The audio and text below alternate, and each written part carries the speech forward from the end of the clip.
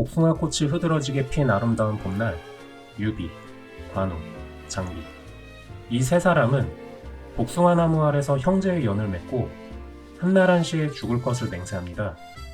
세 사람은 혼란에 빠진 한나라를 구하기 위해 지방상인의 후원을 받아 수백 명의 의병을 무장시키고 자신들도 쌍고검, 80근의 청룡원으로 18척의 장팔사모를 들고 길을 떠납니다.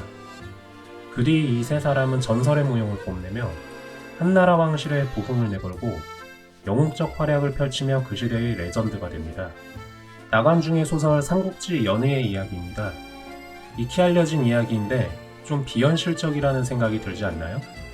평범한 사내들이 무기를 손에 들고 나아가 세상을 뒤흔든다. 평범한 남자가 거미에 물린 뒤 세상을 구하는 영웅이 된다는 할리우드 영화 스파이더맨과 얼핏 비슷해 보이기도 합니다. 유비, 관우, 장비. 그들은 도대체 어떤 사람들이기에 그런 힘을 받게 된 것일까요? 세 사람이 활약한 때는 한나라 왕실이 힘을 잃어 각 지방에 힘 있는 호족들이 패권을 놓고 다투던 분홍알거의 시대입니다. 한나라 때부터 성장하기 시작한 호족들은 지방 대토지의 소유자들인데 지방 농민들을 지배하고 독자적인 무력을 보유하기도 했습니다. 이들이 소농민들의 토지를 수탈하고 지역민을 무력으로 억압하고 곡식들을 수탈해가면서 점점 사회불만이 고조됐지만 한모제가 죽은 뒤 지방 세력에 대한 통제가 느슨해지면서 중앙정부가 이들을 전혀 컨트롤하지 못했고 정부가 민생까지 돌보지 않으면서 상황이 더욱 악화되었습니다. 호족의 횡포로부터 백성을 구하겠다면서 외척 왕망이 황제를 독살하고 신나라를 건국합니다. 왕망은 토지개혁을 실시해서 호족들을 모두 꺾어버리려고 했지만 현실에 맞지 않는 개혁으로 오히려 세상을 혼란스럽게 했습니다. 그래서 신나라는 멸망하고 다시 혼란에 빠진 나라를 한나라 왕족인 광무제가 나서서 수습하고 한나라 왕실을 복원하게 되는데 이때부터가 삼국지가 슬슬 시동 걸기 시작하는 호환이라고 합니다. 하지만 광무제 이후에도 딱히 호족 문제를 해결할 방법이 없었는데 이렇게 되니까 외척들이 다시 설쳐되면서 중앙정치가 어지러워지고 나라는 다시 흔들리기 시작했습니다. 여기에 더해서 후한 영제 때 환관들인 십상시가 설쳐되니까 상황은 진심 최악으로 치달았습니다. 결국 분노한 백성들이 도교의 일파 중 하나인 오두미교라는 종교에 빠지게 되는데 이들이 황건적의 난을 일으키면서 한나라는 멸망의 길로 들어가기 시작합니다. 황건적의 난을 토벌하기 위해서 지역에서 호족들이 의병을 일으켰고 난을 진압하는 과정에서 일부 무장 세력이 독립하기 시작했습니다. 이들은 한 지역에 둥지를 들고 정착한 뒤에 인재를 모으고 군대를 양성해서 점점 자립해 갔는데 그 호족들 중 우리가 아는 유명한 인물들이 허창의 조조, 기주의 원소, 화남의 원술, 강남의 손권, 서촉의 유장, 서주의 여포 등이 대표적입니다.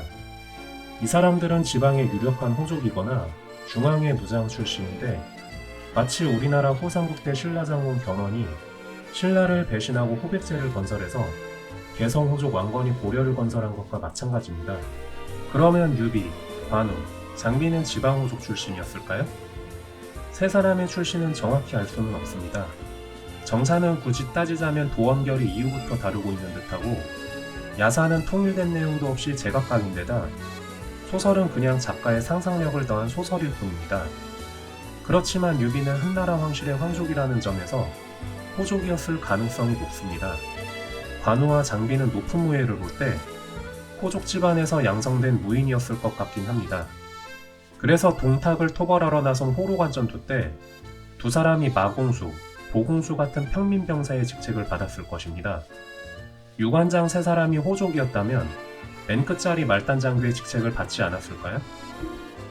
어쨌든 출신은 둘째치고 유비는 형주와 서촉을 중심으로 자립했습니다. 진나라 때 진수가 지은 삼국지 정사에 따르면 서촉의 지배자인 유장의 신하들이 그를 지지했다고 하는데 아마도 이들은 유장에게 반기를 든 지방 호족 세력들이었을 겁니다. 마치 후고구려의 호족들이 궁예에게 반기를 들고 왕권을 옹립한 것처럼 말입니다. 그러고 보면 유비의 자유로운 이미지는 호족을 향한 일종의 러브콜이었을 것입니다. 세상을 난장판으로 만들던 세력이 어느 정도 정리되고 나자 유비가 손권의 오나라와 연합해서 적벽대전에서 위나라의 승리를 거둔 후에 조조의 위나라, 유비의 촉한, 손권의 오나라 이렇게 삼국이 정립됩니다. 촉하는 한때 위나라를 공격해서 번성을 점령할 정도로 강했습니다. 위나라는 수도를 옮길 것을 고려해 볼 정도로 궁지에 몰렸습니다. 하지만 위나라는 사람을 관리로 채용할 때 구품 중정제라고 해서 지방관리가 출신 지역의 인재를 9등급으로 나누고 국가에 추천하면 국가가 그 등급에 맞는 관직을 주는 일종의 추천을 통한 인재 등용의 방식을 취하고 있었는데, 유비는 제갈량 같은 유교를 기반으로 하는 인재들을 중시하면서 과거와 같은 복고적 스타일로 인재를 채용하고 통치했습니다. 한나라 황실을 계승한다고 했으니 이런 한계점 때문일까요? 유비의 촉하는 미래로 나가려 하기보다는 과거에 좋았던 시절로 되돌아가려고 했습니다. 그리고 인품과 도량이 컸다고 하는 유비의 촉한이 실제로는 내부적으로 마찰과 갈등이 많았던 것으로 볼 수 있는 여러 가지 정황들이 있습니다. 대표적인 예로 유비가 죽고 나서 제갈량의 위나라를 공격하면서 마속에게 보금로의 요충지를 지키도록 했는데, 마속은 제갈량의 후계자 중에서도 각별한 총애를 받은 인물입니다.